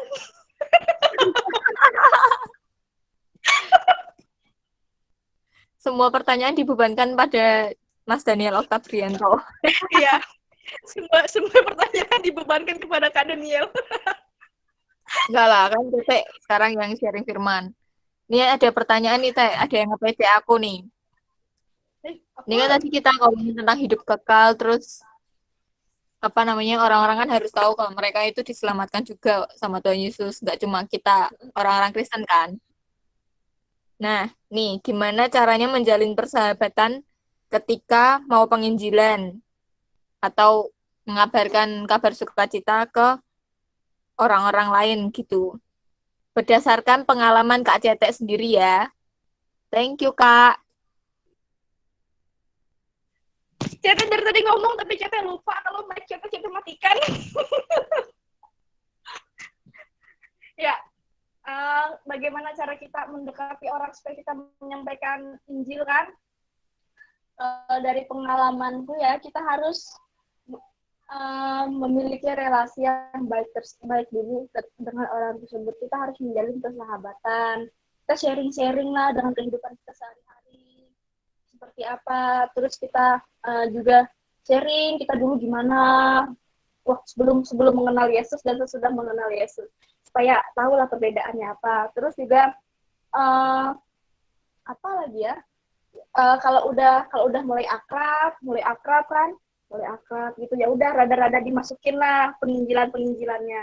Jangan pula waktu baru kenal langsung ditodong, hei kamu mau nggak percaya Yesus? Ya nggak bisa lah, jelas nggak bisa. Kita harus itu dulu, kita harus punya relasi yang baik dulu buat dia nyaman dulu sama kita, nyaman senyaman-nyamannya lah mungkin sampai dia berani cerita sama kita. Nah barulah kita masukkan sedikit demi sedikit penginjilan seperti itu. Jadi kita harus punya relasi yang baik dulu dengan orang tersebut kalau kita mau melakukan penginjilan. Oke, siap. Berarti harus sharing-sharing tentang hidup pribadi, keseharian gitu-gitu dulu ya, Kak ya. Iya. Kak Cete. Iya, siap. Iya. Mantap. Ada yang mau bertanya lagi? Oh, ini Kak Den mau jawab yang pertanyaannya punya Mas Teo, Papi Teo nih, Kak Teo nih. Yo, aku coba jawab ya. Silahkan Mas Der. Teo siapa tuh nih? Oh, Teo, Yohana, Teo Yohana. Oke, ini intinya pertanyaannya tentang bayi yang baru lahir itu berdosa apa enggak? Benar ya, Teo? Benar ya? Gini, menurut aku, semua orang ini pasti berdosa. Benar tadi kata Ceta itu dosa, ada dosa keturunan. Tapi gini, sekarang pertanyaannya dibalik ke kamu, Teo. Apakah bayi itu sudah tahu mana yang baik dan benar? Yang kedua, apakah kita ini masuk surga karena anugerah Allah atau ketidakberdosaan kita? Nah, sebenarnya pertanyaan ini memang sangat sulit sih untuk dijawab buat teman-teman yang masih bingung kayak gitu. Tapi kalau menurut pandangan aku, ini sekali lagi menurut pandangan aku ya. Menurut pandangan aku bahwa teman-teman kalau lihat di Roma 3 ayat 23, semua orang itu telah berbuat dosa dan telah kehilangan kemuliaan Allah. Semua orang di situ kan berarti bukan hanya orang-orang seperti kita ya, tetapi juga bayi-bayi yang lahir saat itu juga gitu. Tapi kalau kita hanya memikirkan apakah bayi itu masuk surga, jelas, pandanganku jelas bayi itu bisa masuk surga. Karena pertama tadi, bayi itu belum bisa membedakan mana yang baik dan benar, sekalipun dosanya itu ada dari dosa keturunan. Dan kedua, kalau masih belum yakin, kita masuk surga, sekali lagi bukan karena kita tidak berdosa, tapi karena anugerah Allah. Nah, justru di situ Allah menjadikan kuasanya, anugerahnya untuk menyelamatkan orang-orang yang dia mau selamatkan, termasuk bayi-bayi itu. Itu sih kalau jawaban aku, ada dua pernyataan itu, dua pertanyaan dan dua pernyataan. Apakah bayi itu sudah tahu baik benar atau salah? Dan yang kedua, apakah kita masuk surga karena kita tidak berdosa atau karena anugerah Allah? Kalau prinsip kita masuk surga karena anugerah Allah, berarti bayi-bayi itu masuk surga dong. Ya, tetapi kalau bayi-bayi itu kita masuk surga karena kita tidak berdosa, kita rajin pelayanan, ya nggak mungkin gitu lah ya.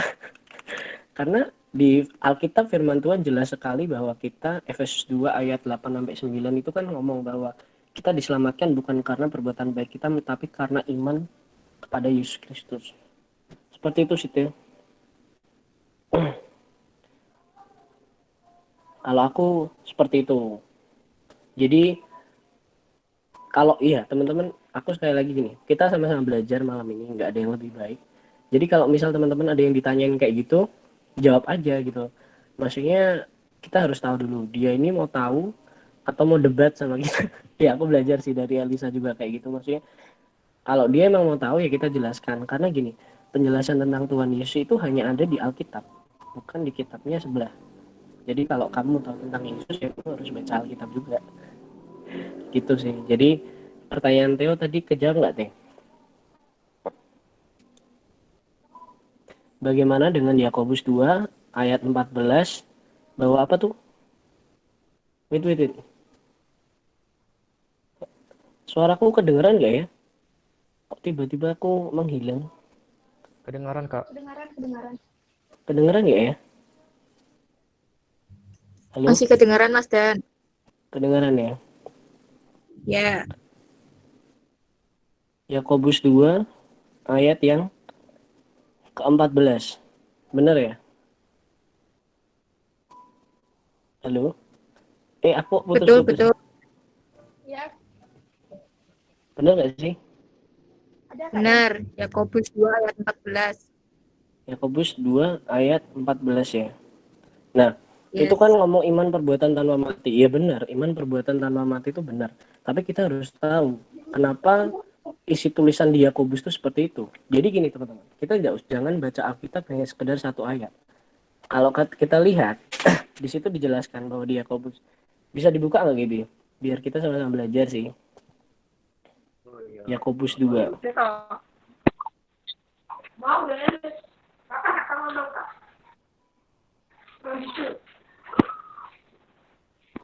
Pak, boleh kan? Kalau dia anaknya. Bisa nggak? Bentar ya guys, kita sama-sama belajar. Nyantai ya. Aku aja juga lagi kerja kok guys. Sudah belum? Aku keluar sendiri ya. Semangat Mas Dan. Yakobus berapa, Mas?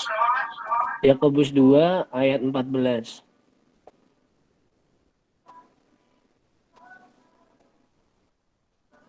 Sudah belum? Serius aku keluar nggak bisa ngelihat. Kenapa ya Google Meet kayak gini? Kan gimana? Mau kita bacakan nggak? Ini udah. Ya. Yakobus 2 ayat 14. Kita ngomong gini, seorang orang mengatakan iman apa? Jika seorang mengatakan bahwa ia mempunyai iman padahal ia tidak mempunyai perbuatan, dapatkah iman itu menyelamatkan dia gitu. Nah, kalau ayat ini kamu hubungkan dengan bayi, menurut aku kita harus lihat perikopnya. Kenapa si Yakobus nulis kayak gitu. Dan buat aku kembali lagi ya bahwa sekali lagi prinsipnya kita harus sama dulu teman-teman. Kita harus samakan persepsi bahwa keselamatan itu bukan karena kita berbuat baik. Itu kan kalau Yakobus ngomong itu kan ini jadi perdebatan juga sih teman-teman. Yakobus ini jujur sih aku belajar dari teman-teman KTB dari teman-teman KTB itu aku juga sempat memunculkan sebuah perdebatan gitu ya. Nggak apa-apa ya sekali-kali berdebat ya. Nggak pernah berdebat, kita berdebat soal firman. Ada Om Hendro loh. Nanti Om Hendro yang jelasin lah ya.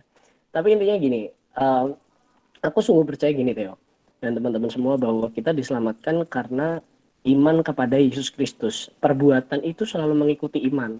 Nah, kalau di Yakobus 2 ayat 14 itu konteksnya sangat-sangat jelas berbeda bahwa harus diseimbangi dengan perbuatan. Enggak, gitu. Justru perbuatan itu lahir dari iman kita kepada Yesus Kristus yang sudah mati buat kita gitu. Jadi perbuatan itu bukan menjadi syarat utama untuk masuk ke surga gitu, tapi menjadi buah dari iman kita kepada Yesus Kristus gitu. Nah, aku sekarang coba membahasakan dengan yang bayi tadi ya. Mana ya tadi ya? Bagaimana dengan Yakobus 2 ayat 14, iman tanpa perbuatan adalah mati. Yaitu sih kalau disamakan dengan yang ini mau kamu korelasikan dengan si bayi tadi atau gimana? Karena kalau buat aku Yakobus 2 ayat 14 itu perikopnya sangat jelas bahwa Yakobus itu menuliskan surat supaya ada buah-buah dari keselamatan yang kita sudah terima. Bukan menjelaskan bahwa iman harus disertai perbuatan baik. Kalau menurut pandangan Mas Dan kayak gitu ya. Sekali lagi kita belajar loh ya. Aku cah farmasi loh. Cah farmasi loh ya nggak apa-apa ya. Cah farmasi merangkap jadi itu, jadi pendeta. Pendekar. Iya gitu sih. Kalau aku gitu sih Teh. Kalau teman-teman mungkin ada pandangan nggak apa-apa teman-teman. Sama-sama belajar.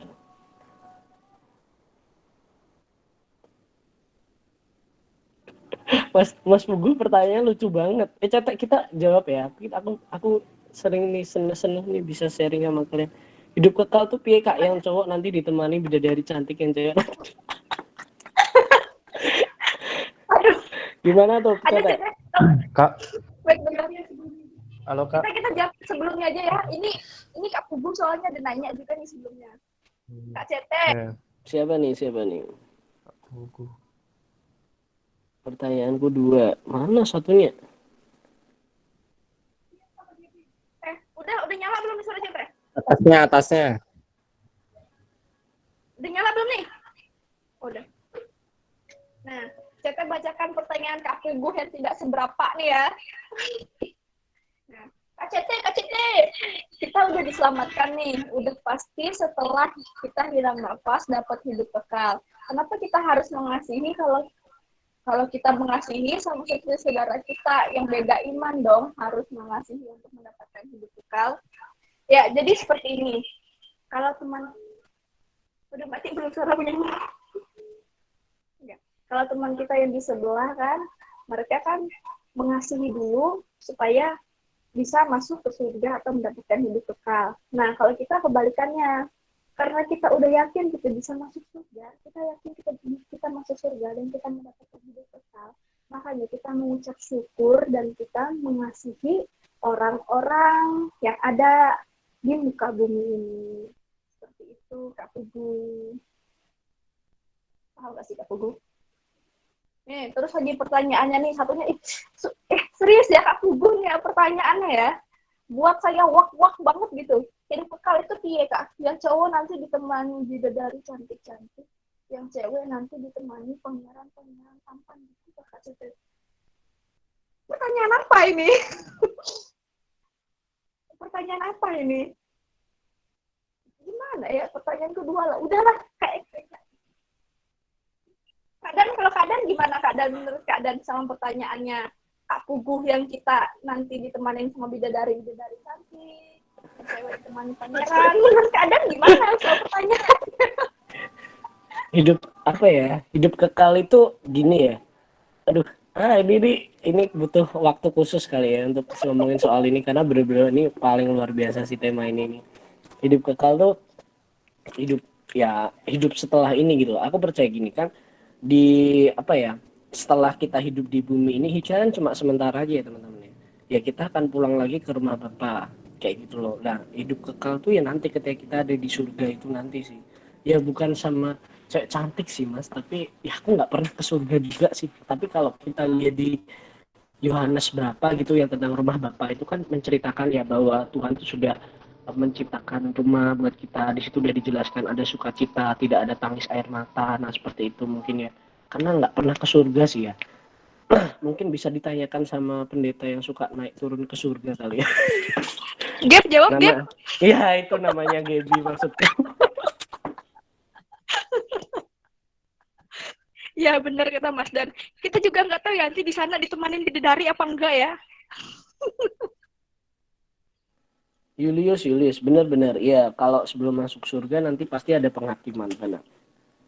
Soalnya gini guys, kita kan dari beberapa macam latar belakang gereja dan doktrin ya. Aku nggak ngerti kalau aku dari latar belakang GKJ, gereja Kristen Jawa, di mana pasti nanti akan ada penghakiman. Kalau teman-teman karismatik beberapa gereja itu ada yang namanya ketika kita mau mati, kita nggak langsung ke surga dan neraka. Itu ada yang namanya Hades sama aku lupa. Aku nggak begitu terlalu belajar soal teman-teman karismatik seperti apa atau teman-teman yang tahu bisa. Kalau dari GKJ ajaran dari sinode kami sih itu ini kita sharing aja ya teman-teman, bukan berarti lebih pintar loh ya aku atau GKJ lebih benar enggak ya. Kita lebih sharing dan saling belajar aja. Kalau teman-teman ada pendapat boleh ngomong. Kalau dari GKJ sendiri sih memang ajarannya memang nanti ketika kita sudah masuk surga langsung antara penghakiman dan antara surga dan neraka. Tapi ada juga yang percaya bahwa ada Hades dan Firdaus kalau nggak salah ya. Kan waktu itu Tuhan Yesus waktu mati itu kan ada dua orang yang disalib sama dia. Satu orangnya bilang, Tuhan aku mau mati saat ini juga engkau bersama-sama dengan aku di Firdaus kayak gitu. Nah itu teman-teman bisa pelajarin sih teman-teman. Kita sama-sama belajar ya. Kalau teman-teman belajar farmasi juga bisa ada ampicillin, ya amoxicillin, ranitidin ya. Gitu. Obat batuk ada mas sama ada dong. antimo. Setiap jam 4 ya. mantap. Iya, ya teman-teman kalau ada teman-teman yang sakit, kita 24 aja ya. Ya Tirta Agung pokoknya ya. Oke. Apa namanya ya? Tadi penghakimannya di mana? Nah, itu aku juga belum belajar sampai sana sih, Mas. Aku perlu belajar lagi. Nanti kalau aku udah belajar, kita sama-sama sharing. Julius, Hades, bahasa Yunani. Iya, bener, Bro. Tapi Julius dari gereja mana ya latar belakangnya? GKJ atau karismatik? Kalau kan teman-teman karismatik ada ajarannya sih. Kalau Monggo, Bro. Kalau saya, ya, terima kasih Bang. Kalau saya dari Gemit, Gereja Masehi Injili di Timur. Oh, sobat. Ya, gimana, Bro?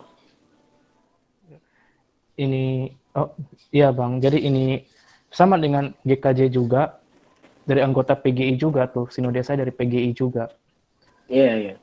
Nah, jadi yang saya pahami itu ya Bang, nanti pada saat kedatangan Tuhan Yesus yang kedua, nah yang pertama itu dia masih di awan-awan dulu.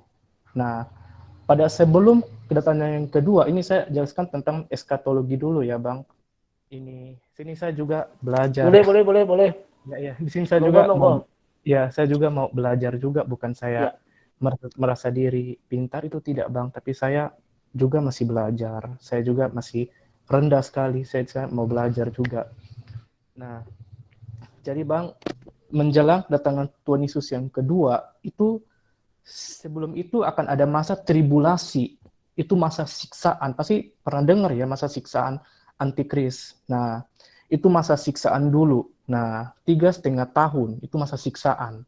Nah, mau orang percaya, mau orang yang tidak percaya, disiksa juga.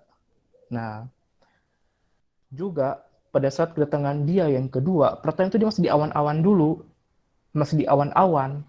Nah, setelah dia di awan-awan itu barulah rapture, pengangkatan, di mana orang-orang mati itu bangkit dan orang-orang benar itu juga diangkat. Nah, kalau aku dengar sih kalau bukan, kalau enggak sih mungkin orang-orang mati dulu diangkat. Nah, orang-orang ini mati itu diangkat dulu. Nah, itu kalau tidak salah di Tesalonika itu ya. Nah, setelah orang-orang mati, baru kita yang hidup itu diangkat ke surga. Nah, barulah kedatangan Tuhan Yesus yang kedua. Nah, dia akan menginjakan kaki di mana? Di Bukit Zaitun di Yerusalem sana, di Bukit Zaitun. Nah, di Bukit Zaitun. Nah, dia akan menginjakan kaki di sana, itu ada di Sakaria. Kalau misalnya kita baca itu nanti ada di Sakaria. Nah, ini setelah itu barulah ini masa penghakiman. Nah, di mana penghakiman itu? Nah, saya juga belum tahu. Nah, tapi ada satu ruangan di mana itu akan dikumpulkan orang-orang mati, orang-orang hidup, orang-orang berdosa, orang-orang benar akan dihakimi. Nanti ditimbang itu, oh ini dosanya berat segini. Nah, itu. Nah, pada saat hari penghakiman itu nasib hidup kekal itu ditentukan antara surga dan neraka. Neraka itu bahasa Yunani itu Hades. Nah, itu Hades. Itu akan dihakimi. Orang mati itu akan dihakimi. Nah, tapi sih ini ya itu saja sih mungkin dari aku, mungkin dari teman-teman ada pandangan atau tambahan sedikit, boleh. Makasih Bang. Thank you bro. Ya benar. Banyak belajar ya malam ini ya. Benar. Kita sama-sama belajar. Ada lagi nggak ini yang tanya? Om Indro tanya lah. Diem bayom. Nanti kalau Om Hendro yang nanya, angkat tangan nih. Iya. Siapa coba yang mau tanya? Bayu dari Stifar, Alvin, Debi, Om Hendro, Hiskia Sevia, Nathan, STIPena, Nathan Udinus, Novri dari Undip, mau tanya nggak Novi, Ragil, Debi, Trian dari Udinus, Ketuaan Udinus, Steko, Universitas Dinosaurus. Tak apa mas, tak obat rindu boy. Iya teman-teman ya, kita sama-sama belajar malam hari ini ya. Intinya apa ya teman-teman, aku sih lebih ada juga sih yang ngomong soal rapture, pengangkatan itu ada namanya post tribulasi, pre tribulasi, dan ada satu lagi kayak gitu kan. Ya intinya mau post tribulasi, mau ada pengangkatan atau nggak ada pengangkatan, kan ada yang percaya pengangkatan dan pengangkatan. Karena pengangkatan tuh ayatnya di Alkitab cuma di 1 Tesalonika ya, kalau nggak salah ya, cuma satu ayat aja yang mendukung bahwa ada pengangkatan kayak gitu. Atau mungkin kalau ada referensi ayat tentang pengangkatan boleh sharing, klik di komentar Google Meet ini teman-teman ya. Nah itu juga mau pengangkatan, mau post regulasi, mau pre regulasi, yang terpenting ya nggak apa-apa, kita harus tetap setia sama Tuhan, kita tetap percaya bahwa kita sudah diselamatkan dan kita punya buah-buah dari keselamatan kita, seperti itu.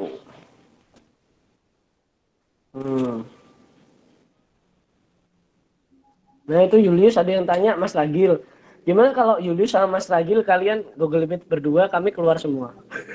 Iya kami keluar dulu ya. Bercanda. Di Wahyu 14. Ini nih Om Hendro Iya. nih. Ada meninggalkan pesan. Milikilah iman Aduh, itu Wato. seperti selamat dan kerjakan keselamatan itu. Luar Iya. biasa. Hebat, wasgara ini. Dipakai Tuhan. Terima kasih Om Indro. Ada lagi nggak teman-teman? Itu pertanyaan Mas Pugu, ada yang mau jawab nggak? Emang Mas Pugu tanya apa sih? Mas Pugu tanya kalau di penghakiman, pertanyaan Julius, perbuatan kita yang baik dan buruk tuh dapat dari penghakiman itu ya setelah kita mati.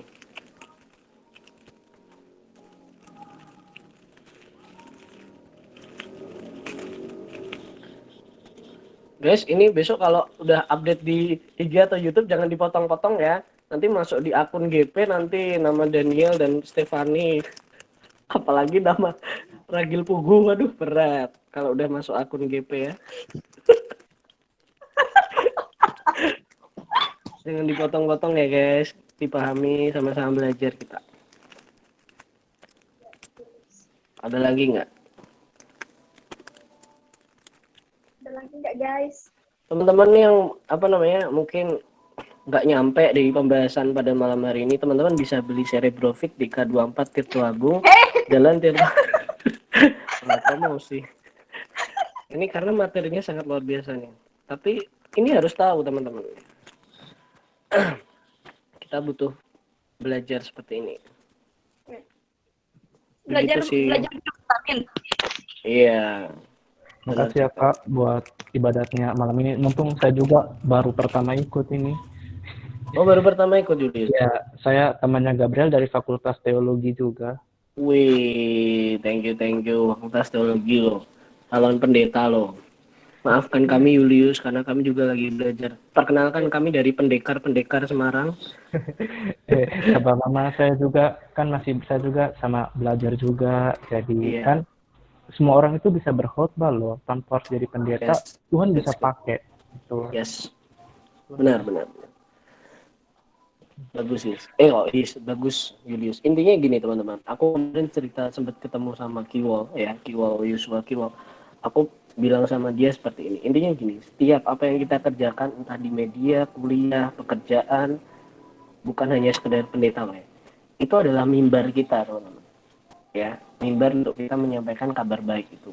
Sukacita, menyampaikan tentang Tuhan Yesus gitu loh di mimbar kita gitu. Jadi apapun mimbar kita ya pakailah itu gitu. Apalagi kita kan mimbarnya itu istilahnya kayak sekuler gitu ya, maksudnya enggak rohani. Kita harus bawa nama Tuhan gitu di situ.